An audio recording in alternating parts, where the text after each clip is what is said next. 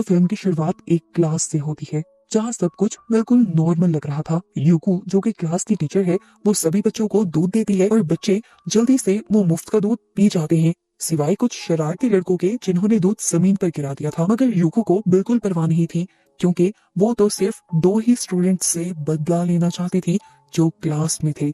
असल में उसने दूध में कुछ मिलाया हुआ था। उसने देखा जब वो दोनों स्टूडेंट अपना सारा दूध पी रहे थे तो वो बहुत ज्यादा रिलैक्स हो गई। वो आहिस्ता से वापस अपनी जगह पर चली गई और आहिस्ता से यूको ने अपने स्टूडेंट्स को बताया कि ये उनकी आखिरी क्लास है। बेल बजते ही वो हमेशा के लिए रिजाइन दे देंगी। स्टूडेंट्स का तो खुशी का ठिकाना नहीं रहता और वो जोर जोर से चिल्लाने लग जाते हैं। उन्हें लग रहा था कि उन्होंने ही यूको को तंग कर करके भगा दिया। वो तो बहुत खुश थे।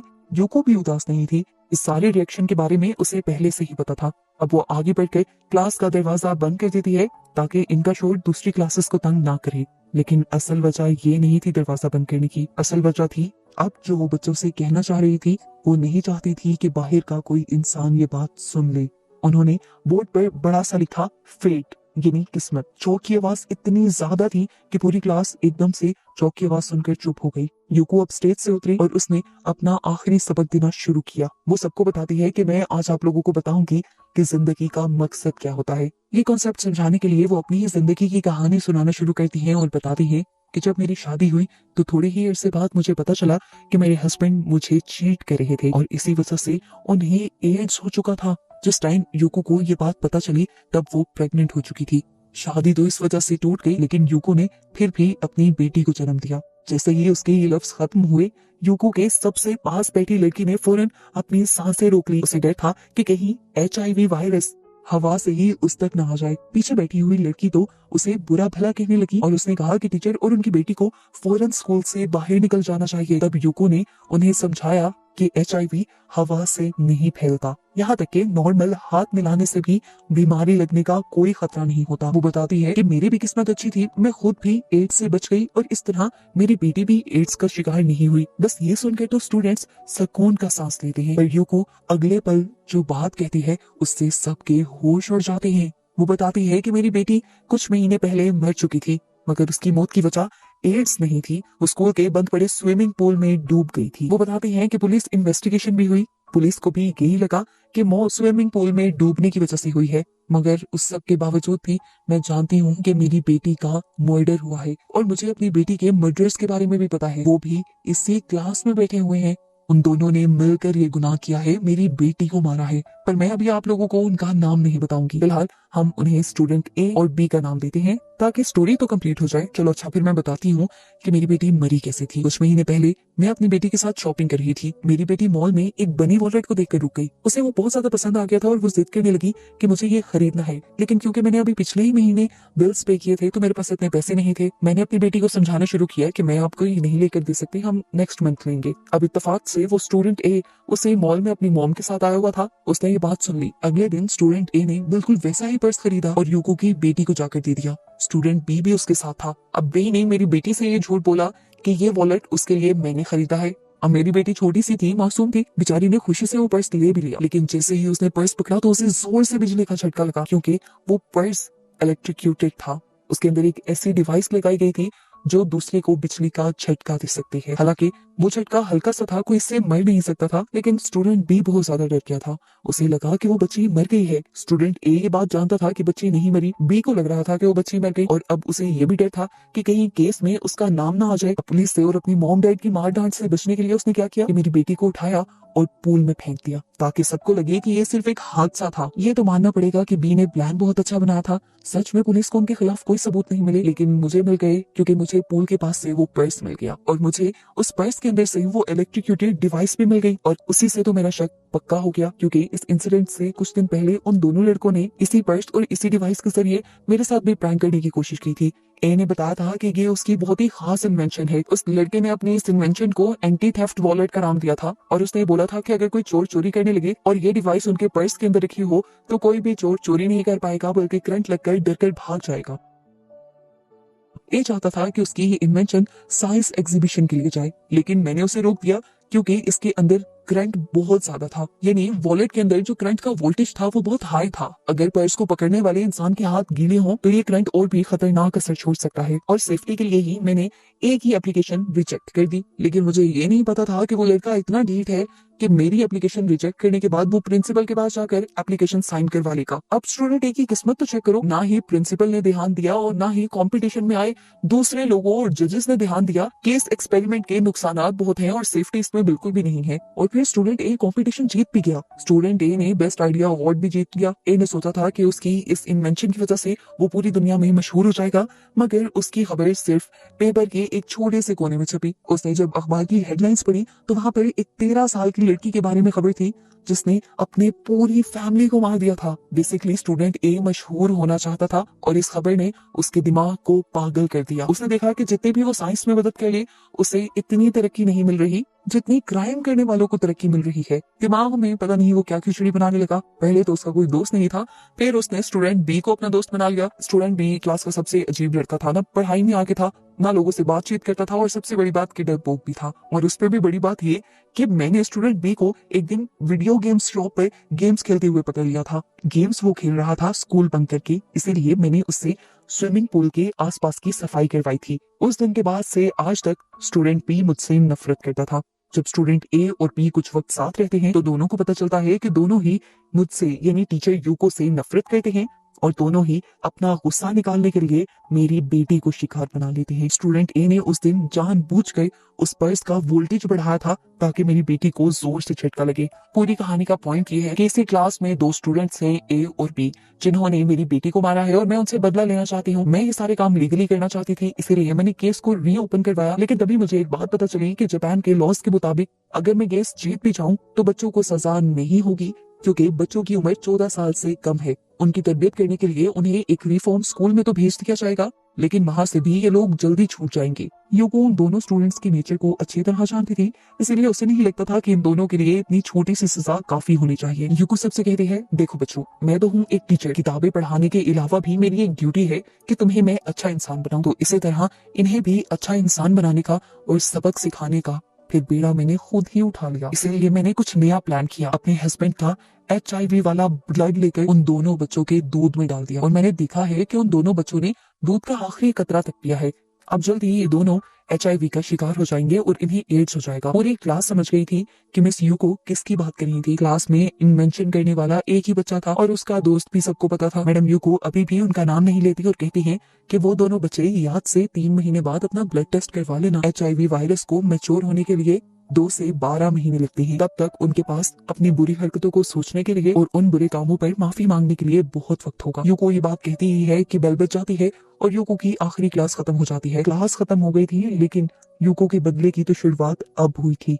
नया सेमेस्टर भी कुछ ही दिन बाद शुरू हो जाता है। क्लास में एक नया टीचर आ जाते हैं। ये टीचर बहुत ही ज्यादा यंग था और यूको से उलट वो जल्द ही बच्चों के साथ घुल मिल जाता है। टीचर नोटिस करता है कि स्कूल में सभी बच्चे रेगुलर आ रहे थे, सबका बिहेवियर भी नॉर्मल था, लेकिन एक बच्चा कॉन्टिन्यूस छुट्टियों पर था। बच्चे बताते हैं कि उसका नाम नाओकी है और वो बहुत ज्यादा स्ट्रेस में है, इसी वजह से वो स्कूल नहीं आता। टीचर को ये चीज काफी अजीब लगती है और वो बच्चों को समझाते हैं कि हमें अपने साथियों का हर तरह से ध्यान रखना चाहिए।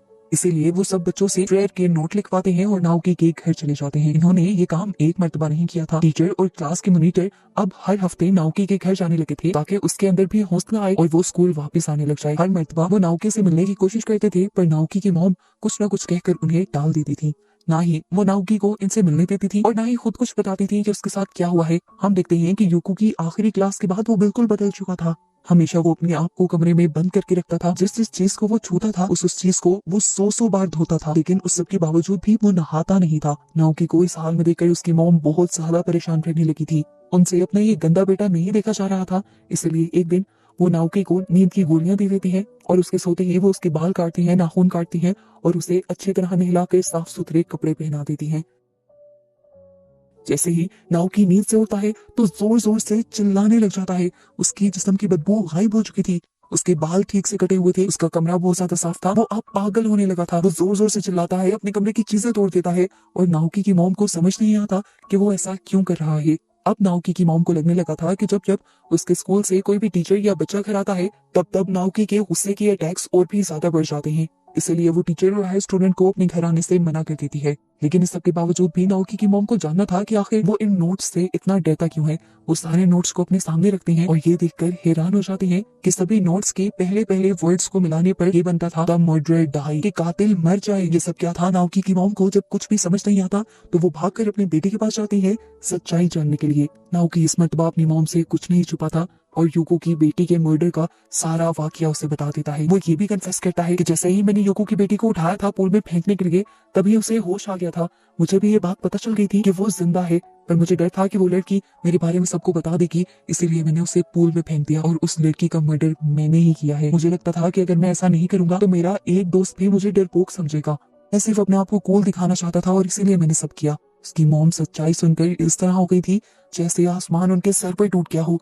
वो डर कर जमीन पर ही गिर जाती हैं। उन्हें इस बात का यकीन नहीं आ रहा था कि उनका बेटा जो अभी तक 12 साल का नहीं हुआ था वो एक मर्डरर था, एक किलर था, खूनी था। नाओकी उसे अपनी सिचुएशन समझाने की कोशिश भी करता है पर मॉम उसे छोड़कर चली जाती हैं। कुछ दिन तो ऐसे ही स्ट्रेस में गुजरते हैं जिसके बाद वो फैसला कर लेती हैं कि वो अपने साथ साथ अपने इस बेटे को भी मार देंगी जो इस सोसाइटी में बुराई फैला रहा है। वो अपने हस्बैंड के लिए एक नोट लिखती हैं जिसके बाद वो चाकू लिए अपने बेटे के कमरे में चली जाते हैं। रूटीन के मुताबिक अपने बेटे को गले लगाकर वो प्यार भरी बातें करती हैं, फिर चुपके से उसके चेस्ट के अंदर अपना चाकू स्टैब कर देती हैं। लेकिन ये चाकू पूरी तरह उसके चेस्ट के अंदर नहीं गया था। नाओकी को ये देखकर गुस्सा आ गया कि उसे की मॉम उसे मारना चाहती थी। गुस्से से वो पागल होने लगा और उसने वही चाकू अपनी बॉडी से निकालकर अपनी माँ के ऊपर ही हमला कर दिया, यहाँ तक कि उसकी मॉम मर गई। इस गुस्से वाले अटैक के बाद जैसे ही नाओकी को होश आया तो ये देखकर वो और भी ज्यादा अपसेट हो गया कि उसने अब अपनी मॉम का ही मर्डर कर दिया था। वो एक नहीं बल्कि दो दो लोगों को मारने के गिल्ट में आ चुका था। दूसरी तरफ वेटनाबे जिसने एंटी थेफ्ट वॉलेट बनाया था वो भी मुश्किल में था क्योंकि वेटनाबे पर HIV होने का शक था। क्लास वाले हमेशा उसे तंग करते रहते थे लेकिन इस सब के बावजूद वेटनाबे उनसे कोई बदतमीजी नहीं करता था। एक दिन जब वो इन सारी चीजों से तंग आ गया तो गुस्से में आकर उसने अपनी एक फिंगर काटी और उसमें से निकलने वाले ब्लड को दिखाकर वो दूसरे बच्चों को डराने लगा कि अगर तुमने अब मुझे तंग किया तो मैं ये ब्लड तुम्हें लगा दूंगा और तुम्हें भी HIV से इन्फेक्टेड कर दूंगा। ये देखते हुए मॉनिटर भी वेटनाबे का साथ देती है तो बच्चे मॉनिटर को भी बुली करने लग जाते हैं और जबरदस्ती वेटनाबे के साथ उसकी किस करवाते हैं ताकि वो इन्फेक्टेड हो जाए। आज तो मॉनिटर भी परेशान हो गई थी लेकिन जब वो घर जाने लगी तो रास्ते में उसे वेटनाबे ने रोक लिया। वो उसे अपनी HIV रिपोर्ट दिखाता है जो कि नेगेटिव थी। वो बताता है कि मुझे एड्स नहीं हुआ था, इसलिए तुम भी बेफिक्र रहो, तुम्हें भी कुछ नहीं होगा। इन दोनों के दरमियान में यहाँ पर बातें होने लग जाती हैं और मॉनिटर वेटनाबे से पूछ ही लेती है कि आखिर तुमने वो सब क्यों किया था। वेटनाबे अपनी कहानी शुरू करता है और बताता है कि मेरी मॉम एक बहुत ही बड़ी साइंटिस्ट थी लेकिन उन्होंने जिस आदमी से यानी मेरे डैड से शादी की उनका IQ बहुत ही ज्यादा कम था। वो अपनी रिसर्च की बातें मेरे डैड से नहीं कर पाती थी और फिर इसी सब के दौरान मैं भी पैदा हो गया और मेरी वजह से मेरी मॉम को अपनी सारी रिसर्च छोड़नी पड़ी। जैसे जैसे मैं बड़ा होता रहा मॉम को रिग्रेट होने लगा अपने फैसले पर क्योंकि उन्हें मैं एक बहुत ही एवरेज बच्चा लगता था और वो इस हकीकत को एक्सेप्ट नहीं कर पा रही थी कि एक इतनी बड़ी साइंटिस्ट के पास एक एवरेज नॉर्मल ज़हनियत का बच्चा कैसे पैदा हो सकता है। इसी वजह से मेरी मॉम को मुझसे ही नफरत होने लगी। उन्हें ये भी लगने लगा कि मुझे पैदा कर उन्होंने अपना सारा करियर छोड़ दिया है जिसकी उनको जरूरत भी नहीं थी। ऐसे ही नेगेटिव सोचों की वजह से वो अक्सर मुझे मारा पीटा करती थी और मेरे डैड को काफी अरसे तक तो इस चीज का पता भी नहीं था। जैसे ही मेरे डैड को इन चीजों के बारे में पता चला तो उन्होंने फौरन ही मेरी मॉम को डाइवोर्स दे दी। मॉम ने भी एलुमनी के पैसे लिए और दोबारा से अपनी रिसर्च स्टार्ट कर दी और उन्हें ये याद भी नहीं रहा कि उनका कोई बेटा भी है। हालांकि मैं अपनी मॉम से बहुत ज्यादा प्यार करता था। मेरी हमेशा से ख्वाहिश थी कि मेरी मॉम मुझसे मिले और इस ख्वाहिश में मैं इतना ज्यादा पागल हो गया कि वो सब काम करने लगा जो मेरी मॉम को पसंद थे। मैंने नई नई इन्वेंशन की और उस वेबसाइट पर मैं अपलोड करने लगा जिस वेबसाइट पर मेरी मॉम भी काम करती थी। मुझे उम्मीद थी कि कभी मेरी मॉम मुझे नोटिस करेंगे पर ऐसा भी कभी नहीं हुआ। एक और अजीब बात मॉनिटर को ये बताता है कि जिस दिन मुझे पता चला कि मैंने HIV वाला दूध पिया है मैं उस दिन भी नहीं रोया, मैं तो उल्टा खुश था। मैं बाथरूम में जाकर पागलों की तरह हंसा क्योंकि मुझे लगता था कि जब मैं बीमार हो जाऊंगा तब मेरी मॉम एक मरतबा मेरे से मिलने आएंगी। मैंने 3 महीने पूरे होते ही टेस्ट करवाया लेकिन टेस्ट की रिपोर्ट नेगेटिव निकली। अब मेरे दिल में दोबारा हुआ कि अपनी मॉम से मिलने के लिए मुझे खुद ही ट्राई करना होगा। पहले मेरी पोस्ट पे 0 व्यूज आते थे, फिर मैंने एक नया तरीका अपनाया और अपनी इन्हीं इन्वेंशन से जानवरों को टॉर्चर किया ये दिखाने के लिए कि मेरी इन्वेंशन से चोरों को टॉर्चर भी किया जा सकता है। लोगों को मेरा मकसद तो नहीं नजर आया लेकिन जानवरों को टॉर्चर करना नजर आ गया और उन्हें ये चीज अच्छी भी लगने लगी। अचानक से मेरी पोस्ट पर बहुत सारे व्यूज आने लगे और कमेंट्स भी। मुझे लगा कि इसी तरीके से मैं मशहूर होने लगूंगा और फिर मैं वेबसाइट पर ऐसे ही पोस्ट करने लगा पर अभी भी कोई फायदा नहीं हुआ। आज की पोस्ट के बाद भी मेरी मॉम ने मुझे नोटिस नहीं किया। ये सारी कहानी सुनने के बाद मॉनिटर को उसके साथ हमदर्दी होने लग जाती है और ये दोनों दोस्त बन जाते हैं। मॉनिटर भी अब यहाँ से घर चली जाती है, लेकिन वो अपनी डायरी यही वटनाबे के पास ही छोड़ जाती है। वटनाबे जैसे ही उसकी डायरी पढ़ता है तो शॉक में चला जाता है, ये जानने के बाद कि मॉनिटर असल में टीचर यूको से मिली हुई थी। मॉनिटर और नए टीचर दोनों ही यूको से पैसे लेते थे और इसीलिए सारे बच्चों से नोट्स लिखवा कर वो नाओकी के घर जाते थे। उन नोट्स में मॉनिटर ही द मर्डर के स्पेलिंग को हाईलाइट किया करती थी। इस डायरी के जरिए ये सारी सच्चाई जानने के बाद वटनाबे और भी ज्यादा डर जाता है और उसे इस बात पर यकीन आ जाता है कि इस दुनिया में कोई भी यकीन के लायक नहीं। और उसे अब ये भी डर लगने लगता है कि कहीं मॉनिटर भी यूको के कहने पर ही तो उसकी दोस्त नहीं बनी, क्या वो भी वटनाबे से यूको का बदला तो नहीं लेना चाहती। अगले दिन जैसे ही मॉनिटर उससे मिलने के लिए उसकी मॉम की बनाई पुरानी लैब में आती है तो वटनाबे उस पर गुस्सा होने लग जाता है, क्योंकि उसने डायरी पढ़ ली थी। ये सुनना था और फिर क्या था, मॉनिटर ने भी सारा प्लान उसे बता दिया। उसका बोला हुआ एक एक लफ्ज वटनाबे के दिल में चुभ रहा था। ऐसा भी कैसे हो सकता था कि दुनिया में कोई भी नहीं है जो उससे प्यार करे। उसे अब मॉनिटर पर इतना ज्यादा गुस्सा आ जाता है कि वो एक बड़ी सी नाइफ उठाता है और बेदर्दी से अपनी मॉनिटर को मार देता है और फिर इसी नाइफ को बार बार इस्तेमाल करता है उसके जिस्म के टुकड़े टुकड़े करने के लिए। और इस सब की भी वो वीडियो बनाता है, जिसके बाद वो अपनी मॉनिटर के सारे बॉडी पार्ट्स फ्रीजर में फ्रीज कर देता है। और अब के बाद जब जब वो फ्रिज खोलता था तो मरी हुई अपनी मॉनिटर को बहुत ही अदब से हाई कहता था। इस टाइम तक तो उसे इस चीज का डर ही नहीं था कि उसने दूसरी लड़की का भी मर्डर कर दिया है, क्योंकि उसे पता था कि जापानीज लॉ के मुताबिक इस उम्र में उसे कोई भी सजा नहीं मिलेगी। इसीलिए अब अपनी वो एक वीडियो बनाता है और उस वीडियो में सब कुछ बता देता है जो उसने किया था। साथ ही वो ये भी बताता है कि उसने अब एक बॉम्ब बनाया है, जिस बॉम्ब को वो अगले दिन स्कूल में एनुअल डे पर इंस्टॉल करेगा। वो जानता है कि उसे एनुअल डे पर पोजीशन मिलेगी और पोजीशन के मिलते ही वो इस बॉम्ब को एक्सप्लोड कर देगा। वो चाहता है कि इस वीडियो के जरिए उसकी मॉम कम से कम ये बात जान ले कि उसका बेटा कोई नालायक नहीं है, बल्कि उन्हीं की तरह एक बहुत अच्छा साइंटिस्ट है। टाइमर लगाकर इस वीडियो को अपलोड करने के बाद वो स्कूल में बॉम्ब भी इंस्टॉल कराता है और प्लान के मुताबिक अगले दिन अपनी स्पीच के बाद सभी बच्चे तालियां बजा रहे होते हैं तो वो अपने मोबाइल का एक बटन दबाता है जिसके साथ वो बम इंस्टॉल था, लेकिन यहाँ पर कुछ भी नहीं होता। ये देखकर वो परेशान हो जाता है और ऑडिटोरियम से बाहर आ जाता है और यहीं पर उसे यूको मिलती है। यूको उसके हर हरकत पर नजर रखती थी। वो उसके वेबसाइट पे पोस्ट किए हुए सभी ब्लॉग्स भी पढ़ती थी और सारी वीडियोस भी दिखती थी और उन्हीं से यूको को पता चला था कि अगले दिन वो स्कूल में बॉम्ब इंस्टॉल करने वाला है।